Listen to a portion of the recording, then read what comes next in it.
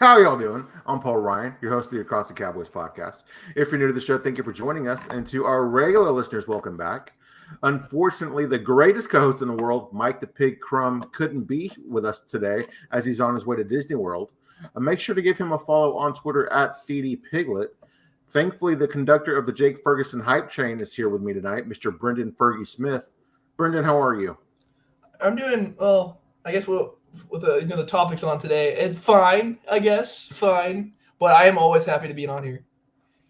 Yes, sir. We're doing about as good as you can be, right? Yeah. Brenden, where can we find you on Twitter, sir? You can find me at Brenden_Smith26. I am Paul Ryan. You can find me on Twitter at Paul_Ryan15. Well, we are almost halfway through the season, and for some teams, their season is already over, and other teams are competing for division titles and playoff spots. With a dominant win against division rival Green Bay Packers, Detroit Lions coach Dan Campbell is making his case for Coach of the Year. And after an embarrassing loss to the Carolina Panthers, the New Orleans Saints parted ways with head coach Dennis Allen. The leash for head coaches and quarterbacks continues to get shorter in the NFL, but their importance still remains. Brenden, what are your thoughts for what are your Week 9 NFL thoughts? The Ravens are dominant.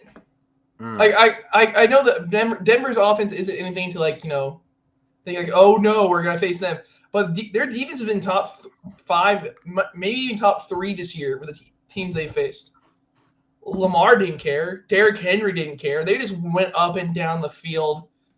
Derrick Henry continues to just maul. I think what they show that he leads the league in attempts, yards per carry, and yards. That hasn't been done since like Jim Brown. But like I said, don't worry. Derrick Henry's washed. It's okay. Don't worry. I don't know how he's doing. It's just a corpse out there. Yeah, Derrick Henry's out there scoring multiple touchdowns per game, and Ezekiel Elliott's getting not even joining the team on a flight or on a road game. That's about sums up this Cowboys season for us, Brenden. Yeah. But it's okay. We like our guys.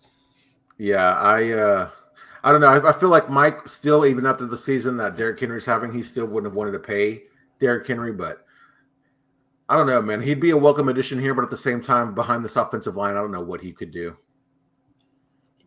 I don't know. I see some good plays from Rico, but it's against worse defenses. So it's so hard to gauge on what this offense could be with an actually good running back. I have no idea. Very true, very true. For me, I have a pretty simple thought. It's having depth is equally as important as having talent here in 2024. Yeah. Dallas is without every star player you can think of, and then no one shows up. Actually, you know what? That's a lie. Carl Lawson showed up. That's the one depth piece that did something.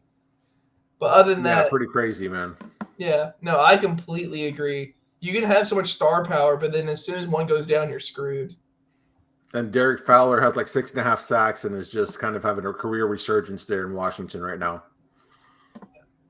Dante Fowler still pisses me off because he still had the occasional just offsides penalty. I'm like, what are you doing? But then we have, I can't say anything because we had 12 men on the field on offense, which I didn't know was possible. I didn't know that could actually happen because you call the play, you have the tempo. Ooh, this is gonna be a spicy episode. I'm getting angry just thinking about it. Just trying not to think about yesterday's game or just what the season has become, but those penalties, man, yesterday were just a reminder of maybe how bad this coaching staff is and just how bad maybe this team is discipline-wise. We're called the penalty boys for a reason. Yeah, very true, very true. Well, after their third consecutive loss, our beloved Cowboys fell to 3-5. And to make matters worse, Dak Prescott suffered a hamstring injury and sounds like he will be going on IR. CeeDee Lamb could be joining Dak with what looked to be a serious shoulder injury. Even with a healthy Dak and CeeDee, this Cowboys team hasn't shown that they're a Super Bowl team or even a playoff caliber team. Brenden, what did you learn about this Cowboys team after yesterday's loss? This is the most dysfunctional team I've ever seen. Like 2020, you can blame on some players had to go out because they were sick. We had multiple injuries. We had Dak getting hurt early on, so you can blame. This is awful. This is just like nothing. I said 12 men on the field on offense. Illegal shift. You have I think you're probably leading the league in penalties on the opening kickoff. It's not that hard to do, man. It's Yeah. just incompetency. That's what I've learned more and more. Like I said off show, this team can't hurt me anymore. Right. Like how about the Mavericks? Luka dropping 30. That's what my brain's going to. But yeah, no, it's just incompetency by this team. We've dealt with some penalties in this McCarthy era, but I don't know. I guess it's just with how bad this team is, and then penalties seems to be even worse this year than they have been in years past. I don't think this team has given up on McCarthy or like given up on each other. I just think they're just bad. I mean, I'm not really sure what other way to think about it, or is there another reason for it? Well, I've seen so many people talk about it, so like I'm saying this so it doesn't like the thought is completely my own, but it all starts from your off season. Like we can talk about this every show, but like Jerry Jones is crying during post game interviews, talking about effing Michael Irvin and Troy Aikman like we're still in the 90s, acting like he's not the one who failed the Cowboys to begin with. Starts off with what he can do in late spring, going into the summer, and then it's the coaching staff. Well, you set your coaching staff to fail because you knew you weren't going to rehire any of them, so you just didn't do anything. But now you're crying because you're getting beat time after time, and it's kind of funny at this point. I saw like Jerry Jones doesn't care about anything. I'm now seeing him in Ford commercials. Why are you taking the time to do that? You already have too much money. No one wants to see you in a pickup truck with your effing blazer on. No one cares. I'm a proud Ford lover. Oh, I'm sorry. No, you're good. I was just gonna say, on the commercial front, seeing him in that cheesy Papa John's commercial was what kind of put it over the top for me. I love Fords. Like I know I just told you like I got a new Jeep and all, but like if I used to say tomorrow like, hey, you're leaving an F-250, I'm like, hell yeah. Seeing that commercial, and I'm like, you know what? No, I think my parents made the right decision on what car I got. I'm like, that's just disgusting. Like you're an old as hell. Go focus on the team. Go focus on your family. But no, you're just doing this, and you're just trying to get more and more riled up during press conferences. We'll go off the football talk just for a minute, Brenden, because I know you're a car guy. I am not a car guy, but I've never owned a truck. However, I've seen it seems to be like in these later models, they make the interior more luxury. It doesn't seem like a work truck anymore. It almost seems like a luxury vehicle. Is that accurate? Yeah, that's what they were going for because like I was telling you off camera, there are a lot going to V6s in some even. Well, the truck that makes no sense. Well, at least they're doing with their SUVs is inline fours, means they're trying to be eco-friendly, even though that's not what you buy a truck for. Yeah, and exactly. even most time an SUV, and it just makes it so slow, no power, and then it'll just make you spend more money on the luxury package because you can't buy performance anymore. It's just sad, and then seeing Jerry Jones a part of it just makes it worse. All bells and whistles, no performance, though, huh? Hey, just like the Cowboys. Exactly. Very, very fitting, sir. Yeah, I was just gonna say from this coaching staff to the practice squad, this team is bad. That's what I learned about this Cowboys team. I don't know if it wasn't that I was accepting it, but I think when I was looking at those final scores and just kind of seeing some glimpses of better play, I thought maybe this Cowboys team was better than I had originally thought, but yesterday just confirmed that we're just a bad team, man. A talentless, bad team. I don't want to see this team without Brandon Aubrey. Imagine telling yourself, hey, we have to get past the 40 to kick this. This offense would go nowhere. I can't imagine that. I really, really can't. This was a question here by our guy, CD Piglet. Is their dominance in the division with Dak still a factor, or do you think this team just isn't good enough? Oh, yeah. This is talking even before Dak's injury. No, we're not good enough. We barely beat the Giants, and we predominantly smacked them. Usually, Dak's sitting by the start of the fourth quarter with his hat on, just chilling out there. And now we're praying to God for a game-winning drive. This team can't compete. Like, we can make jokes about all we want about Philly and Washington. They're beating the teams in front of them, which we can't do. It's so disappointing, but Dak's dominance, and now Dak's dominance is gone. I'm pumped to see. Well, I know we'll talk about who we want to starting at quarterback, but either one, because everyone's saying, oh, well, anyone can run this offense. You really want to see it? You really want to see 4 quarters of ugly, ugly football? Cooper Rush is, 5-1? That defense played out of their effing minds when Dak was out. Yeah. That defense was top 5 in like top 5 categories almost everywhere. Mike was hitting on all cylinders. This team was legit. Well, regular season wise. I gotta say regular season wise. But you got nothing to bail yourself on. A good running game? No. Okay, it was cool. Don't worry, our teams will get turnovers. When's the last time we've seen an interception that was like, hey, that's what I'm talking about right there. The Browns game. Actually, sorry, the Saints. Cause I know Donovan Wilson got one thrown right to him. That Browns game doesn't even feel like that was this season, man. That's how long this season and bad this season has gone, dude. We were all talking with so much hope. There was so much hope. It's a fever dream. It's not real. Crazy to think that Browns team might be worse than what we are. I think with Jameis Winston, they're better. They're definitely better, but I'm just saying, even with Winston, they still might be worse than us. Yeah, the bar is set so low. It's so depressing.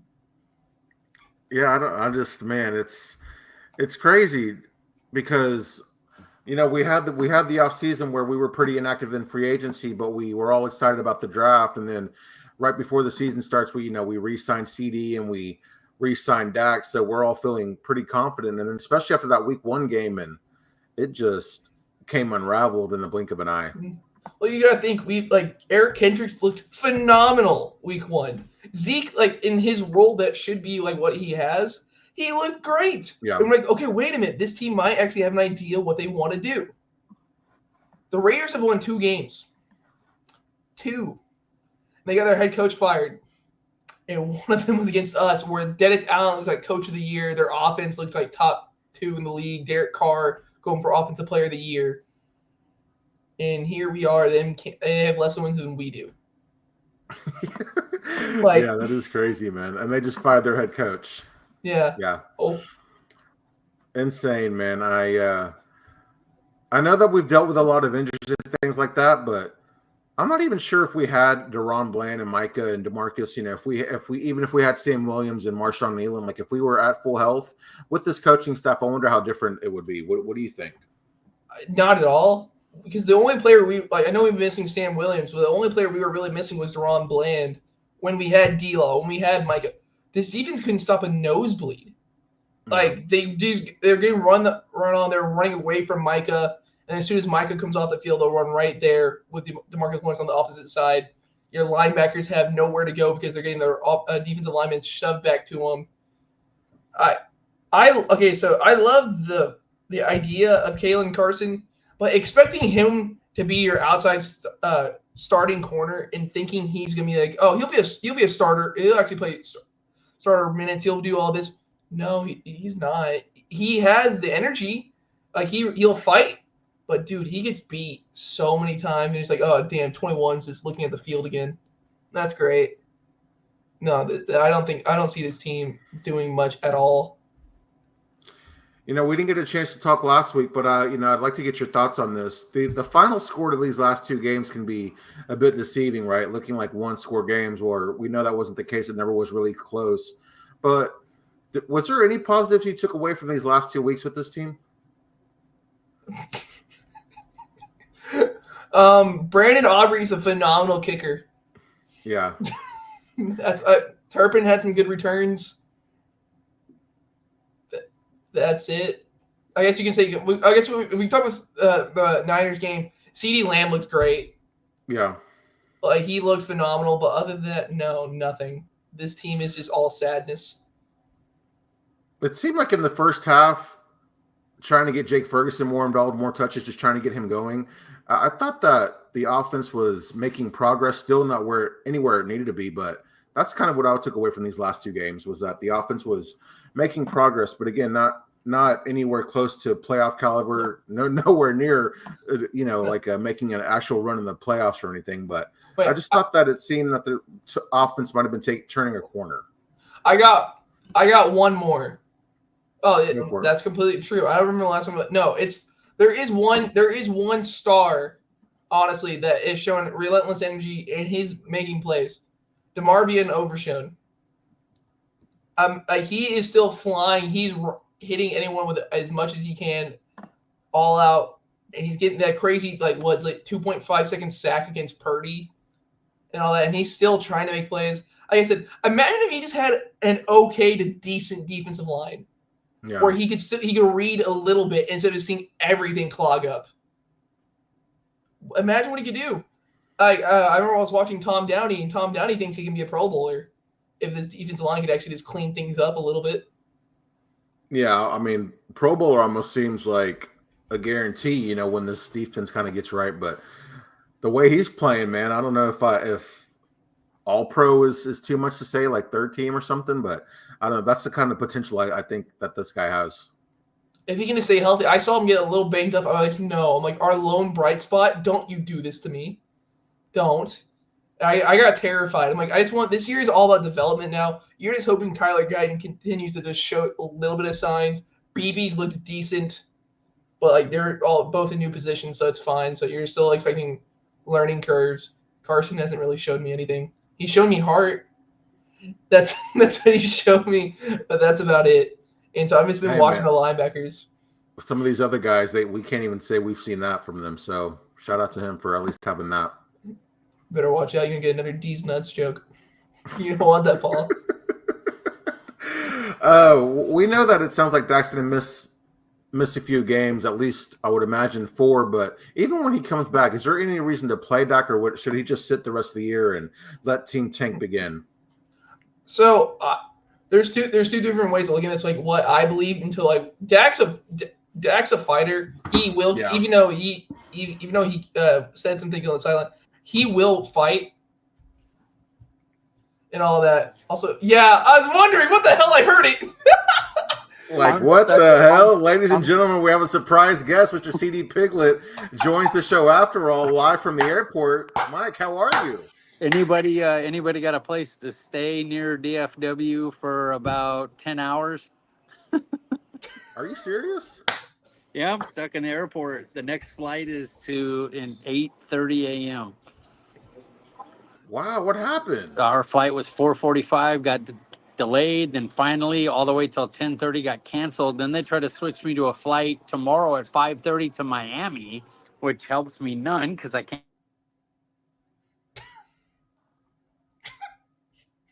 Well, why CD Piglet gets his connection back going? Sorry, my phone went off. Sorry about that, y'all. No worries. Let me see. Can you hear me? Yeah, this is the most vintage Mike thing I've ever seen. Can you guys hear me? This is just great. I'm so happy right now. Mike, you can't hear us? Can you hear this, Mike? I just want to say hi to everyone. And Brenden, where you live at, because send the address. I'm headed over. Have fun. I got to get out of here. Later, man. Thanks for stopping by. I heard the join. I'm like, that's not Mike. That's not Mike. Oh, shoot. I guess we'll have to figure that. That was fun. Yeah, we're gonna have to figure out that whole situation after the show. But I thought he was gonna stay on the show. Dude, the internet at the airport's awful. Yeah. It's so bad, and so him joining a live show, that's just gonna go terribly. All right, wait, what was the question? I totally forgot what I know we were talking about. No, it's just, is there any reason for we were talking about how Dak coming back this season at all? Is there any reason for it? No, there's not. Because unless everyone has their wet dream of Trey Lance coming in, wow, look, everything's fixed. Look at this. Then sure, but are you really think we're gonna win? No. I have a few ideas, and I saw that. Of course, I know the show sheet, so we'll talk about it a little bit. But dude, this team is so bad. You're getting your quarterback killed anyway. Might as well, get healthy. Make sure you're 100%. If anything, F it. Sure, we should let him play in a later game, so, make sure he doesn't stay rusty at all. Other than that, no. There is no reason to have your $60 million a year quarterback get murdered behind this scheme, offense, everything, just terribleness. Yeah, agreed. I don't see any reason for him to come back and just let him sit the rest of the season. Let Team Tank begin. Let's start playing for some draft position. We've got a new listener here, True Cowboy. Thank you for joining us. It says, it seems like our offense line took a step back this year. That is without question, no doubt that they did. I mean, of course, when you're starting 2 rookies, that's always going to you never know what to expect there. But I don't think any of us expected Zach Martin just to kind of fall off the cliff that he did. It's got to be injuries. He's got to be fighting something. I will not in my right mind. He's because like when you think of Zach Martin, you think of like he can do no wrong. Yeah. And so I'm like, nah, there's got to be something. It's because he's getting manhandled. We went for a screen.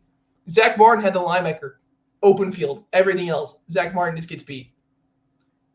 Terrence Steele is the highest graded, and that's bad. When your highest graded offensive line was Terrence Steele, even though I think Tyler Smith played better than him.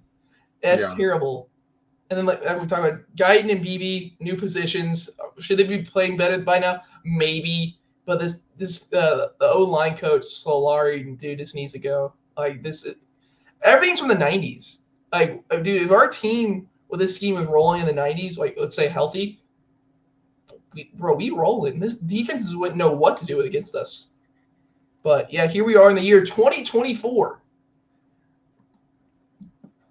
Yeah,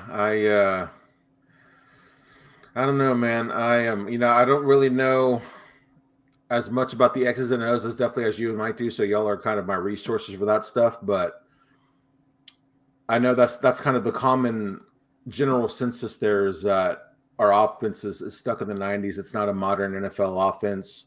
What are your thoughts on the defense, on the scheme of the defense, though? I think we're running out there with basically our practice squad defense. I'm not even gonna lie. You got no one on the D line other than Osa, who could say, "Hey, he could start on other teams." And of course, you have Diggs, but then Diggs isn't dealing with some injuries.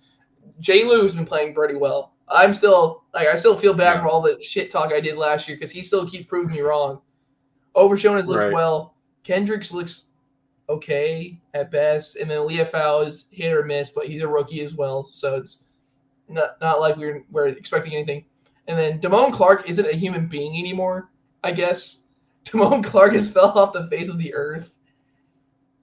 But yeah, no, this defense is just you have no one. I don't think Zimmer has called a great defense because he said even against Detroit he's panic calling plays. Yeah, I got so out of hand so fast that he went away from his game plan a little too fast. But what are you supposed to do when you're in a game like that, Well, still, but just like this team doesn't pivot. It's like, hey, we're gonna do this. What the hell's happening? I got no idea. Fuck, let's run this, and it's just that. That's what happens. It's like, oh, hey, you know what? Even on this, these next few drives, the run game's been working because they're so expecting us to pass. Maybe we should run the ball more. Nope, we're passing. That's what our practice was all week. We're gonna keep throwing it. Yeah. Well, just talking about Zimmer, everything that I've learned about what Zimmer needs in his defense to be successful in his scheme, it doesn't even sound like he has the personnel to be successful. So it's hard to really blame him for a lot of what's been going on either, Yeah, well, he has Donovan Wilson at safety, so that's going to hinder anybody. I don't care how great of a defensive mind you are. When you have, I don't even know what to call him. Honestly, you see, beaten wide open in the end zone. Where do you see? You see number 6 just trailing like 8 to 10 yards away from the guy. Okay, that makes sense. Good job. Yeah, I mean, Donovan Wilson, another player who I know CD Piglet was pretty high on, who's the last couple of years has just been a really solid defensive player for us. His decline has been a shocker as well. And Malik Hooker hasn't looked well either. He keeps he'll shoot the gap for once on a screen pass or there's a toss on a toss, and you'll see it there, and he just gets beat. You'll try throwing his shoulder. They're not coached well. When's the last time you've seen a nice form tackle? Yeah. They're all just throwing their shoulders out. I see way too many shoulder tackles, way too many. Yeah, or a lot of business decisions being made in that secondary, man. It's where are our hard hitting? Dan Quinn wasn't even known for being a hard nosed defense. He's known for turnovers, but did everybody just quit? This is like I said, it's Jordan Lewis. Quinn, man. Yeah, I was like, it's Jordan Lewis. That's who's been fighting his ass off to hit people and to make a play. That's what I've seen on the secondary. Oh no, and Caitlin Carson. Caitlin Carson's trying. I didn't know he was actually gonna be healthy this week, and I saw 21 out there. I'm like, oh, that's cool. Yeah. But yeah.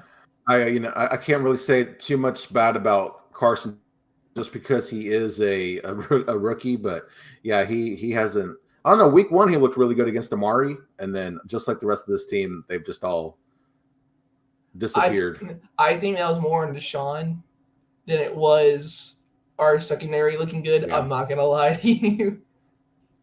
Yeah, looking back, yeah, that's definitely a fair statement because Deshaun is. I don't even know if he's will be in the league after this year. Nah, some desperate team will still trade for him or something because they're just hopeful. I don't even know. Yeah, I'm not sure how the Browns can get out of that contract, but that is a conversation for another day. Let's try to get back on the sheet here. I know we were kind of touched on it here. Would you rather see Rush or Lance? For everybody who says they think Lance, start Lance over Dak, have fun with that. Especially with this squad the way that it's currently built and how we're our health and how we're currently playing. If you think Trey Lance can do better than what Dak Prescott's done, we'll see about that. But Rush could. I know you were saying that as bad as his defense has been, that Rush isn't going to look as good as he did when he went 5-1 back in 2022, I guess it was. I don't know what Lance could do. Of the two, I think I'd rather just see Lance because I feel like he would lose a lot more games than Rush would, but I'm not even sure how many more games we can win with this current team. But I think Lance guarantees more losses than Rush. What do you think? Honestly, I don't even know because Rush is very immobile. I think Lance can make things fun. If you want to be more entertaining, because you have no idea. He could throw a 50-yard bomb downfield, or it's like, oh shit, that hit his foot. That's cool. You have no idea. I'm surprised because Jerry has stepped over Mike McCarthy every time this year. It's honestly really funny. Mike McCarthy talks about oh hey, Zeke's being disciplined post game. Hey, Zeke is just a great guy. Zeke, hey, he's one of those guys you want in the locker room. Then why'd you allow your team to suspend him, Jerry? Why'd you do that? So you would think with them trying to hype up Trey Lance, them trying to make, hey, he could be a guy. You trade a 4th-round pick. We see a lot in him. I'm surprised he's not being thrown out there to the Wolves.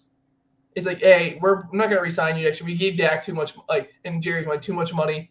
So you're not going to be here next year. Go see what you can do. Make us look smart. Yeah. I was just wondering, do you put him out there and let him show something that can make another team interested in signing him? And would we get some sort of compensatory pick for him? He's got to play way too good. That contract has to be nice for that to happen. I see him just getting another backup. Even if he shows flashes, I see him just getting another backup role. And then if whoever starter goes down, he'll get some playing time. But I guess Miami maybe. But so are compensatory picks, are they based off of the value of a contract, the years? How does it work? Do you know? So I'm still learning. I'm pretty sure it's on the contract level because it shows the value of the player. I know we're gonna get one for Dorrance Armstrong. I think he still got way too much money. I haven't heard his name at all. We'll get one for Dante Fowler. We're gonna get one for Tyron. It's a certain level to it. I'm not gonna say I know things because it's still a novice when it comes to that. But that's what I believe. But if someone wants to come on here, tell me I'm wrong, and they show it actually is, good for you. I'll completely believe it.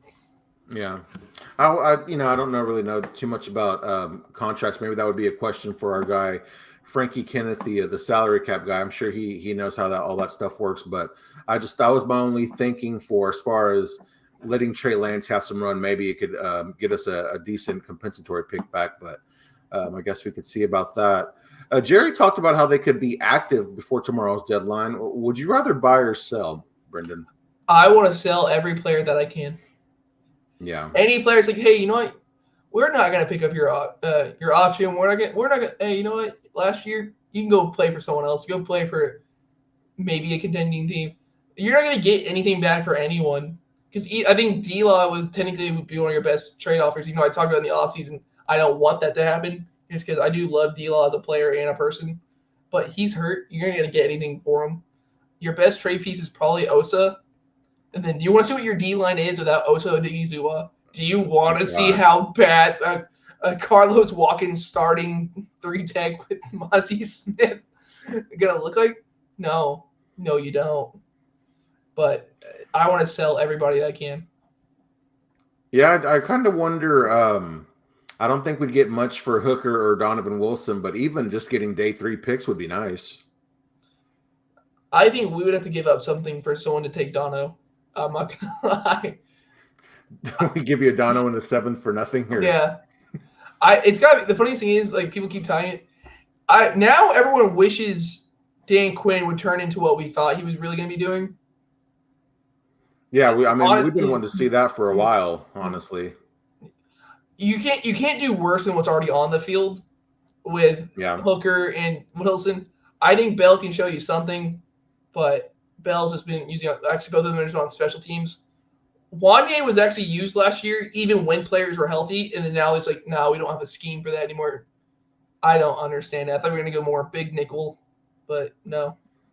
And then finally he gets some sort of playing time and he gets a concussion. So just kind of sums up this Cowboy season, man. Hopefully Wanye, it's not a concussion, but that was kind of scary. I didn't realize you just see the players like huddling around him. It seemed like it was more serious than just a concussion at one point. You never know anymore, because when they showed Dak's injury, it showed him like wincing in pain, but then all they showed was him just getting like his finger looked at. And so I was looking at, watching it with Cooper. I'm like, what the hell happened? I'm like, did he just hurt his finger? I'm like, you don't wince in pain like that for your effing pinky. I'm like, Dak would totally just pop it back in and be like, okay, cool, I'm good. And then say, oh no, it's a lot worse than we thought. Yeah, well, I remember seeing that, and like Dak, they show the replay of Dak making the throw and like wincing in pain, and then they show the finger, and I'm like, oh, okay, it's just a finger. But then they start talking about a hamstring, and I'm like, am I hearing things? Like, when did that happen? Because this first game in a while that he was like running around making moves with his legs, and then they start talking about a hamstring, so I was confused. Well, the bigger thing was because like they were showing his finger, then they're watching the instant replay. I was staring at his hand. I'm like, did the ball just slip wrong or push back too far? I'm like, yeah, no.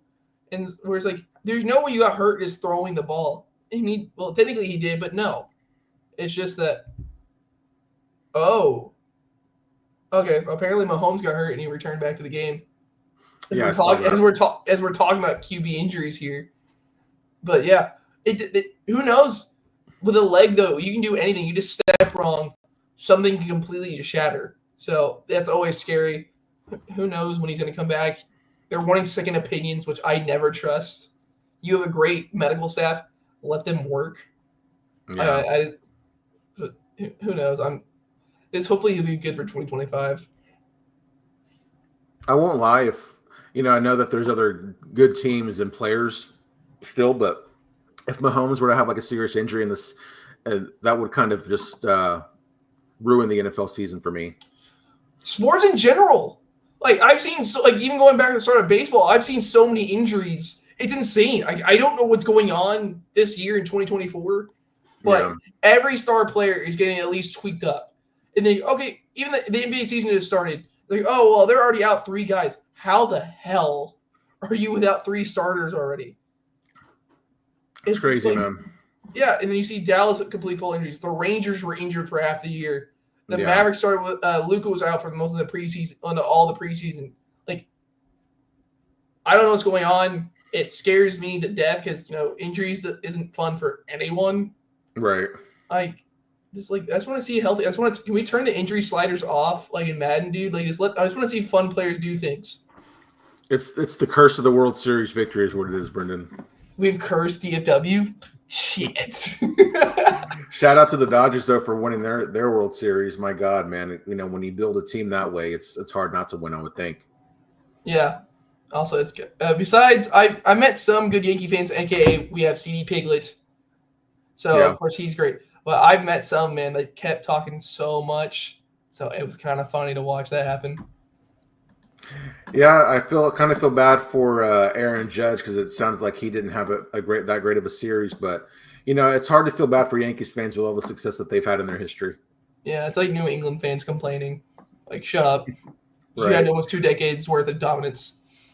So we talked about the Cowboys being sellers here at the deadline. Who on this team is untouchable as far as trades go for you, Brenden? So I'll go offense and defense. First off, Tyler Smith. Tyler Smith is a no-no. You're not going to – even if you wanted to, you can't trade Dak. because no one's going to take that cap hit. Like the teams would, but it's going to be ugly for you. Dak, Lamb got a new contract. Lamb can't be touched. I'm not gonna say the rookies, but they're not going to trade their players from this year. And I'm gonna do it, even though I don't think that most of the fan base would agree. Jake Ferguson, he's your only other weapon, and you see what happens when he's actually in space. We saw that the first drive, it worked out perfectly. His athleticism is still there, which makes no sense. He's not hurt this year. I don't know what's going on. And then defensively, I'm still on the no trade, Micah. You see what your defensive line is now. Like, do you really want to go through hell and back with this? So I think it's going to be Micah. Diggs just got paid, so they're going to want to say that the contracts were bad because we kept Jalen Smith way too long. And then, honestly, I think it's going to be Micah, Diggs, and Overshown. I think that's the only players that they wouldn't trade. If Deron Blaine wasn't on one of the final years of his deal, we could have a different conversation. But since he's closed and they haven't paid him yet, he can be easily traded. Yeah, I was going to add Bland too, but I wouldn't. Of course, I wouldn't want to trade him, but I think that you could get a decent return for him, and I think that's what this team needs based on everything we've seen this season. Pretty much the exact same list that I have. I didn't add Diggs. I didn't think about his contract. I wasn't being as logical as you were. Thinking about the contracts and whatnot. I would put Micah's name out there, not publicly, but just kind of kick the tires and see what other teams think of and see what they would offer hypothetically. But if somebody offered me like 2 first-round picks or 3 first-round picks for Micah Parsons, it would be hard for me to say no. I agree, but then you don't want to. So the rebuild finally goes well. Like, I'm not saying well enough to be like Super Bowl contender. There's so many things that have to happen with that. But like, you're starting to look good in the regular season again, and then you face Micah, who is going to be livid that he got traded. He is going to come and murder you. I don't care what tackles you have. He will destroy you. And I think he will be the cornerstone of your defense no matter what your rebuild is. So they might trade him because they don't want to pay him. But like, if you're a smart football team, which we're not, we have stated several times that we're not a smart football team. You keep number 11 out there because he is the spark that might do something against Philly. Maybe, probably won't, but like, at least it could be something. I don't know, just the thought of like rebuilding your defensive line and then having Overshown as opposed to having Overshown and Micah. I mean, Overshown and Micah with like a good defensive line is exciting thought, but I don't know. I think Overshown is less likely to disappear in big moments compared to what we've seen from Micah. Well, we haven't seen Overshown in big moment yet, and we won't see it this year. Yeah, we're not going to see it this year, but I just I'm getting that sense. But the bigger thing was with we could talk about that, like Micah gets double teamed and all that. But like I said, if you want to be a contender, which Jerry keeps talking about, he does, you need number 11. You're not going to be like, you're going to trade him away. You're not going to do what the Rams did in the past 2 years. Get Byron Young and then get Jared Verse and then Braden Fisk. Holy hell! The third quarter, the end of the third going to the fourth, his dominance against Seattle. Holy shit! It's just every other play, he's just right there. And so you're not going to get that lucky. Guess what? You have to draft well in the second round. You don't do that. It's not looking like your track record. You don't draft well in the third round that much. It's just like so you're not going to get that lucky. Just keep what you have. You know you have talent when it comes to Micah. But if you want to tell me D-Law gets traded, I'll be sad. I will be one sad person here. But like, what do we get? That'd be my first question. Well, my question, as far as D-Law goes, I'd be like, where do we trade him to? Hopefully somewhere that's actually like making a run or going to be competitive in the playoffs, because I don't want his career to end somewhere bad, like Oakland or something, or no, Las Vegas rather. It's going to be, if we trade with anyone, it's going to be Washington. Yeah. I think we will, unless Jerry just hates Dan Quinn for some reason. But who knows? I would like so many of these contracts off. Even though we still have money. But who knows? Yeah. Yeah, I guess I kind of wanted to rephrase what I was saying. Maybe not so much big moments, but am I crazy for thinking that I feel like it would be harder to take Overshown out of games the way that teams have been able to take Mike out of games? Well, yeah, you can because it's a linebacker compared to an edge rusher. Edge rusher, you double team, you push your offensive line that side. You can have got a running back to chip, tight end to chip. Yeah, but you see what with I'm not going to compare it to because Fred Warner is the best linebacker in football. But you can be everywhere, and you have no idea where Fred Warner's going to be, and you throw it. What the fuck? I was trying to throw this out route, and he's just right there. Or he'll guard a receiver deep. Overshown has that speed, so it's a lot harder to use chess pieces against that and compared to D linemen. Do you think that? Would you like to see Micah playing linebacker more, pairing him with Overshown? Right now, with I don't even want to know what our pass rush percentage is, our win rate. No, I need all hands on deck. Even sometimes keep blitzing Overshown. Like I need something. You had your practice squad Carl Lawson and Tyrus Wheat be your main edge rushers on Sunday. Do you know how gross that is? Yeah. I know they talked about on 105.3 The Frame prior to the Falcons game, the thought of maybe using Overshown more as a rusher. I don't think we saw that too much on Sunday, but I like that thought. He's just too small. I love his speed. And like I said, on blitz packages, like when he murdered Purdy, yeah. But like he's just we talk about how Micah sometimes can't handle against this because of his smaller size. Right. Overshown doing that for 40 plays a game? That's not going to go well. I hear that. So, after the third consecutive loss and the Dak injury and potentially the CD injury, Brenden, is the season officially over for you? It's been over since the Saints game. Oh, wow. Okay. Well, no, because it's not the sense of, but it's like once you see that, like, so we beat the Browns. Like, hey, we're feeling good. It's like, hey, dude, we can do something this week. We just beat a playoff team last year, but we beat them handedly at home. And then you're like, okay, that motion. Oh, he's wide open. Okay, that's a deep shot. That's a blown coverage. Okay, so our offense can't move. I think I've seen this before. And so it's just the same old, same old. We could still have made the playoffs at that time after week 2. But I would say, like, it's the same thing. So I thought the season was over. But no, after losing to the Falcons, even though they are a lot better team, I will give them credit. Yeah. No. They are the worst sack rating in the league. Like, they had the least amount of sacks in the NFL. They had 2 in the first quarter in back-to-back plays. Dude. Yeah, I was going to make a joke saying after that dominant pass rush, I thought the season was over after that Falcons game. That was embarrassing, man. Yeah, I know we'll talk about what games we want to, like, what record we think we'll have and what games we'll get to it, but it's very, very small what I'll be talking about. So is it time to tank for a better pick? Oh, hell yeah. Oh, my gosh. What do you win this year somehow getting yourself to 500? I don't think that can happen, to be honest with you. But, like, what do you get from that? Pat on the back as McCarthy gets put on his couch? Like what are you doing here? Yeah, definitely team tank is on for sure.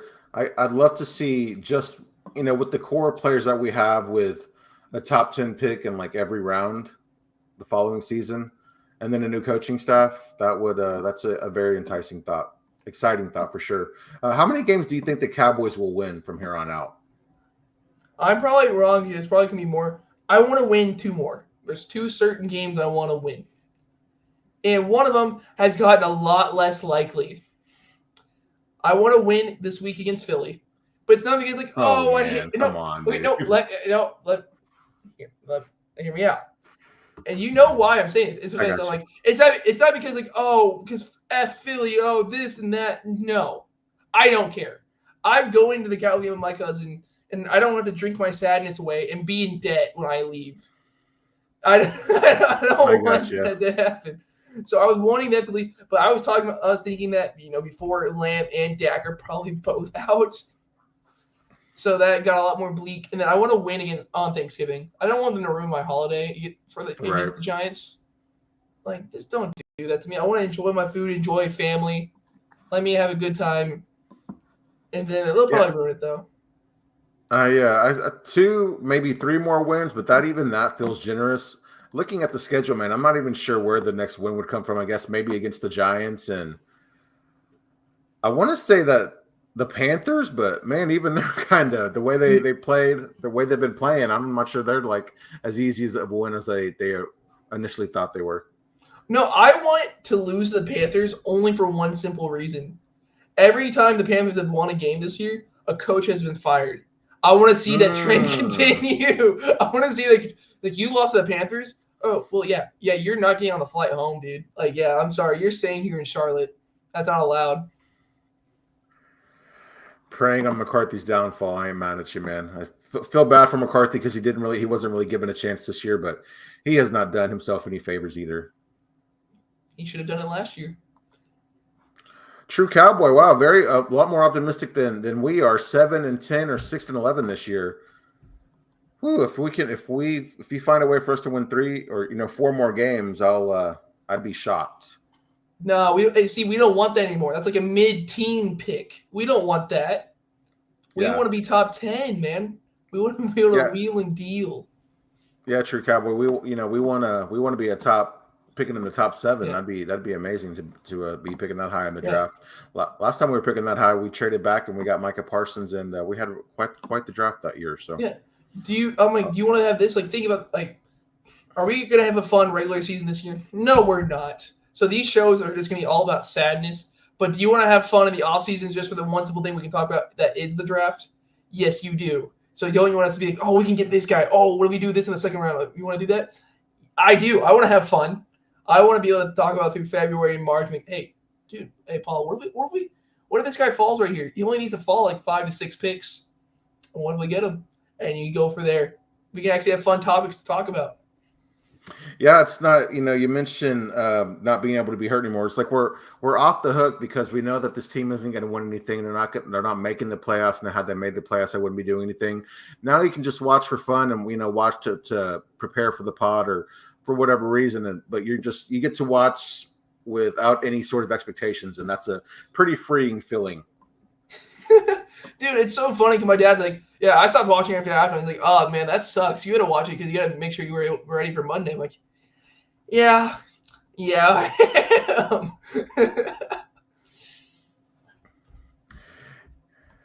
I know this season. I'm not sure if you were on this episode or not, but I remember talking to Mike and saying how this season kind of, or like looking at the schedule, we were doing something. I'm like, I'm kind of getting the 2020 season vibes, and that's kind of how it's turned out. So that's funny, but that 2020 season, as bad as we were, we had a lot of good discussions. So it'll be fun to have you part of that now.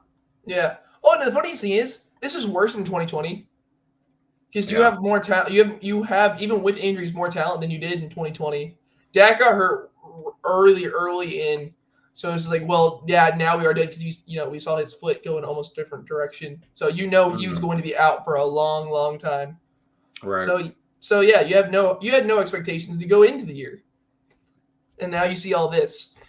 We all had expectations, and then you still have a coaching staff. We won 12 games in back-to-back seasons, and now here we are in a dumpster fire. Yeah, let it burn, baby. Let it burn. Talking about losses, do we stand a chance against the Eagles, Brenden? In my heart of hearts, I want to because, like I said, I don't want to be sad. I said this on Twitter. I can totally see us beating Philly, only for the simple fact of course, that's how the season goes. And like, wow, look, Cooper Rush can do it. Look at him, man. Dak really was the problem. And you can see all the commoners coming in who show that they know nothing. And you just know exactly where they're at. But yeah, no, we're gonna get blown out. That would be very Cowboys-esque, though, for us to win a game that we have no right winning. Yeah, without Dak, without your star receiver, so you have nothing.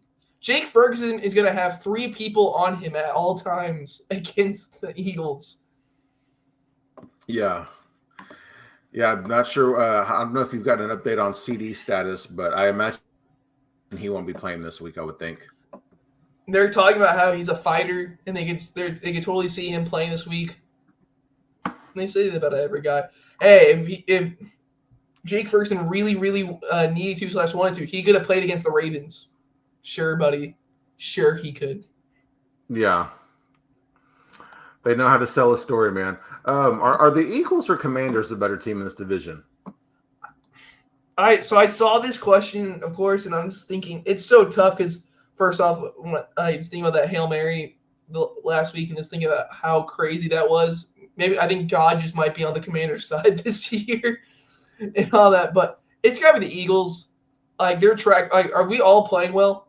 No, because even with their wins, it's ugly and all that. But they've had the recency of being able to win and all that. So I can see the Philly going farther. I don't think that means anything. I think we all both of them get washed in the wild card round of the playoffs. But and that's not even me saying that as a hater. I just think our division's awful. Mm-hmm. I think our division's truly terrible. But yeah, it's gonna be Philly. I want to see how Philly looks in December, but the way they've been looking lately, man, like the things are starting to come together, having both their receivers back and then Saquon really being a compliment to that offense, and Jalen Hurts kind of going back to 2022 form. That's a team, man, that I think could be pretty scary. I know that that's not a team like, of course, if the Cowboys were to be in the playoff hunt, that's not a team I'd want to see in the playoffs. I think they could beat the Buccaneers. I don't know if they could beat the Lions, but I don't know if they're like a pushover team by any means. The Lions are the best team in the league.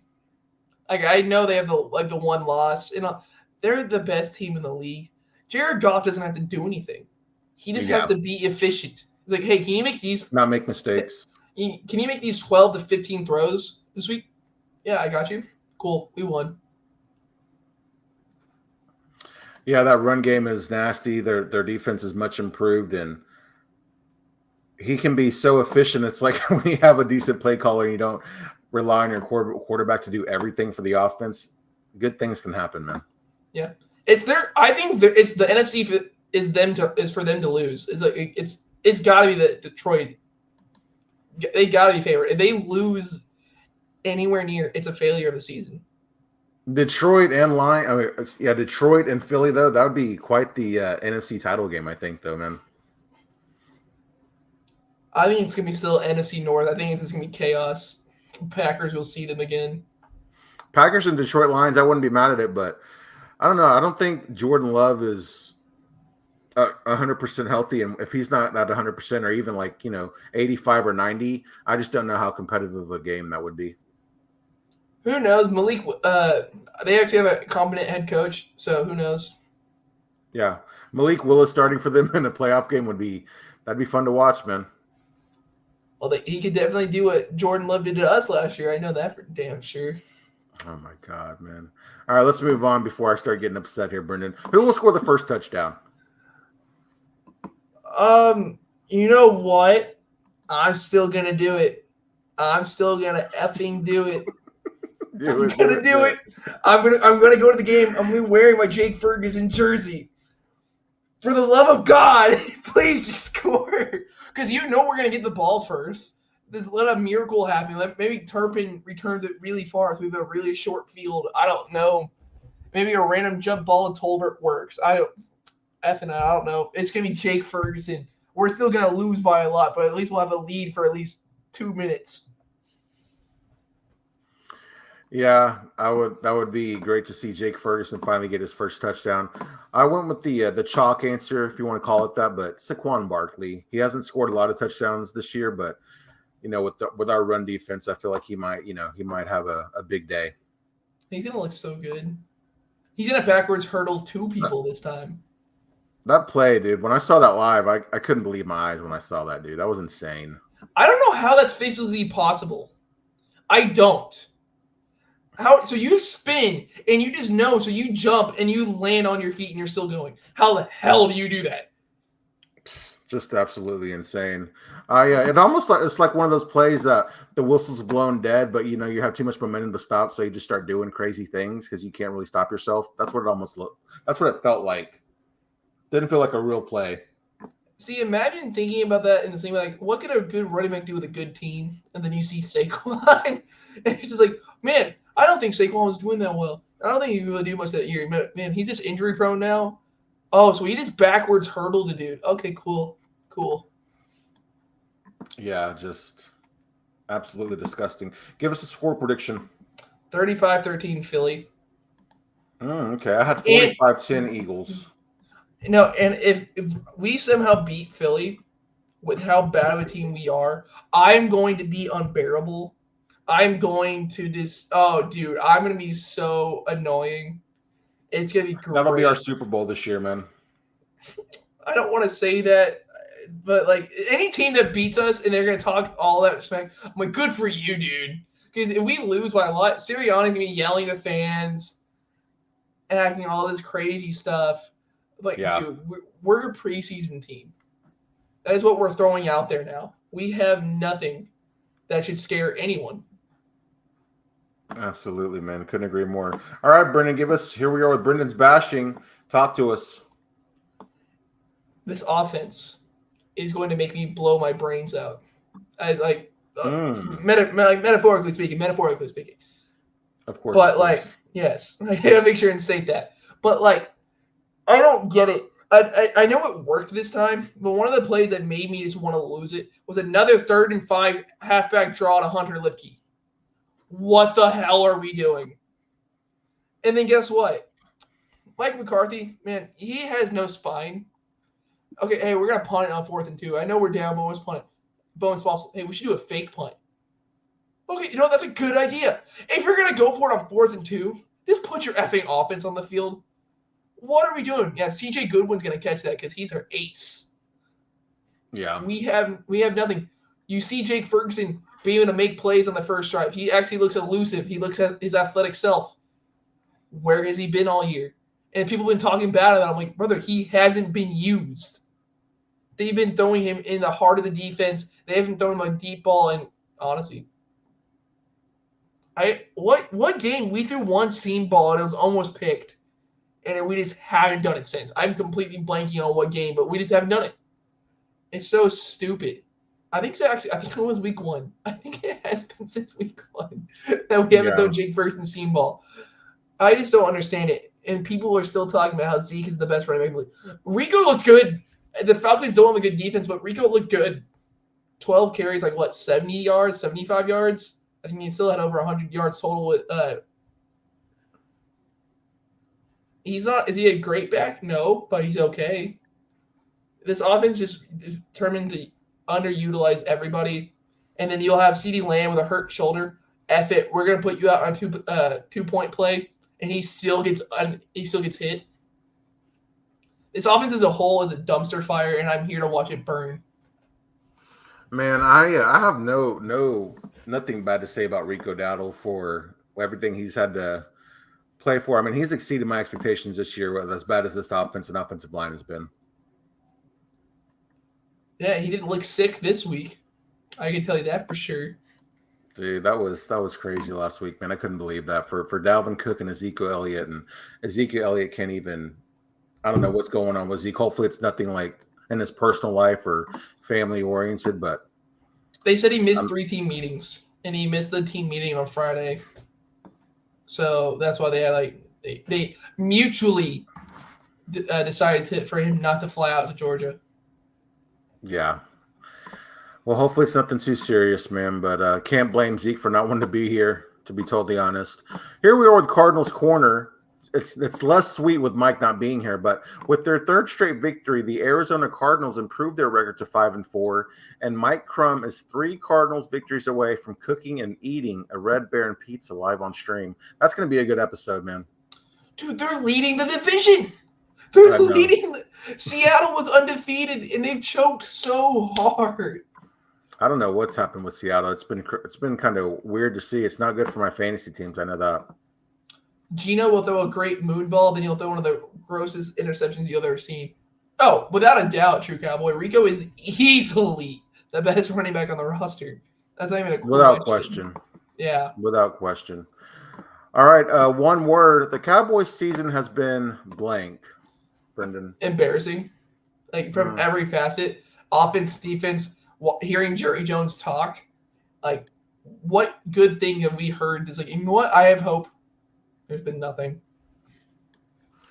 I had 2 answers. I had eye-opening, but the word I'm going to go with is wasted. I mean, we, you re-sign Dak, you re-sign CD, and you bring in a defensive coordinator with some credibility. I know he was out of the game for at least a season, but I just felt like the season was wasted, especially after like you realized you had to make some additions to the defensive line, and you go out and you get some players who have a history of success, albeit late in the offseason, in true Cowboys fashion. But those moves actually got me excited.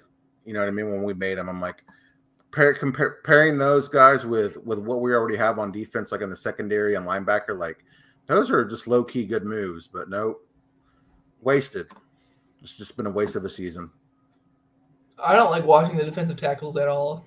No, nothing brings me more sadness than just watching them just get bullied back. Mozzie is like, I don't know what happened. Like, we saw Mozzie to a little upward trajectory. He's been so bad. Like, he's just non-existent. He's the offensive line just turns him, and he'll go right with it. It's so ugly. He's been pretty inconsistent, man. I feel like the last good game, or maybe even good plays that he had, were in that New York game, I feel like. Yeah, no, I completely agree. So here we are with top 5, and I asked my wife to help me out with this one tonight, and I was gonna go. I had her pick between alcoholic drinks. I know you recently turned 21, or you've been 21 for a little while now, so I thought maybe you've had a couple of drinks under your belt. So I thought that would be a fun category. Or because of the weather, I thought about favorite things to do on a rainy day. So I asked her, and of course she chose the rainy day stuff. So here we are, Brenden. Give us number 5 on your favorite thing to do on a rainy day. No, if or whenever we do the drinking one, we should be drinking during it. Oh yeah, a nice glass. I like that. Yeah, we should do that for sure. Well, there's gonna be an easy theme with this because I know one of the reasons why you did this one, because it's been pouring down rain the past 2 or 3 days here.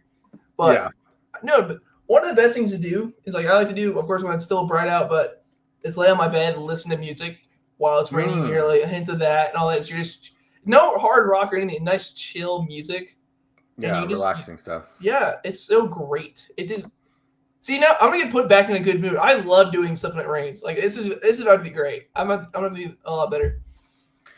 Yeah, I like to number 5 for me is I like to put on music while I do these things, but clean and organize the house. You're stuck in the house. You're going to be there for a while, maybe a couple of days, or at least all day. You're looking for something to do. It's like, well, I've been meaning to do this for a little while, so I'll just knock these things out so I can enjoy this lazy day. So I'll say clean and organize the house. My wife and I will do that whenever we have nothing to do, and we feel a lot better after doing it. It makes us, whenever you're just kind of sitting and relaxing inside the house, you feel better about it, especially better about it when it's clean. So I like to do that, kind of take care of things that you might have been putting off. Number 4 on my list, I like to open up the blinds and just watch the rain, especially if it's at night, like there's a lightning or thunderstorm going on. You just kind of watch the clouds and see the big lightning strikes and hear it and stuff. So yeah, I like to watch the rain. No, that's great. We have, so next to, like, in our media room, we have that on our second floor. So we have right that next to that is a metal roof. So you hear all of it. Wow. It's just perfect. Like, a metal roof, man. That's bold. Yeah, no, but it's just, I didn't build the house. My parents did. But but no, it is like, it's not. So it's like, it's a roof for, I believe, our patio, or might be our kitchen. And so you hear it just hitting as it's right next to the window, and it's so pure. It's so great to listen to. Yeah, I love the sound of rain for sure, like on a metal roof, like you're saying, man. I do love that. What's number 3 on your list, sir? Watch TV shows. Dude, be able to find a show that you haven't watched a bit, and just be able to watch that, because you don't gotta do, like I said, it's the same theme. You don't gotta do anything. Exactly. And it's just being able to be there, find a show like, hey, you know what? I'm 4 episodes behind. Bet. That's all gonna change today. Right. And it's just so great. Sir. Number 3 for me is play games. It can be video games, it can be board games. More often than not, it's probably video games, but playing games, man. When you don't have the time to do it in your, on a regular day, you get to take advantage of it on a rainy day when you have nothing to do. So you can hop in a game and try to finish that level you haven't been able to play in a while, or start a new game you haven't got to start yet. Those are good days. Yeah. See, all of these have been making me think about, like, me in, like, middle school and elementary school, think about, like, what you would do on a rainy. So it makes me think as a kid. But I put hang out with my family, because I'm a very weird person. I know, like, for many different reasons, you could say many different things for why I'm weird. But like, nah, it's just when it's raining and everyone's home, so like like everyone's safe and all that, so you're all just chilling. It's just the best feeling because not like, of course, unless terrible weather, nothing could go wrong. No one's out in any danger and all that, so you're just all there chilling. Like, I know my parents are downstairs, my brother's over there. It's just a great mellow feeling that you don't have to do anything and there's no worry. But Yeah. Everything that you need is just right there. It's pretty cool. Yeah, that is a good feeling, man. I know I feel that way when I know, like whenever we would have bad storms, my mom does Uber and my Nana, she was in sales, but she was always on the road, like her and my aunt going house to house, like doing door-to-door stuff.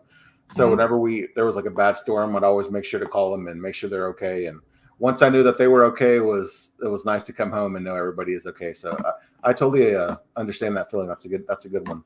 What's number 2 on your list, sir? 2 is video games. Dude, nothing like getting with the boys and you hear everyone rating, so no one's gonna go anywhere. And so like we just game for hours. I've binge played Halo so many times when it's pouring down rain.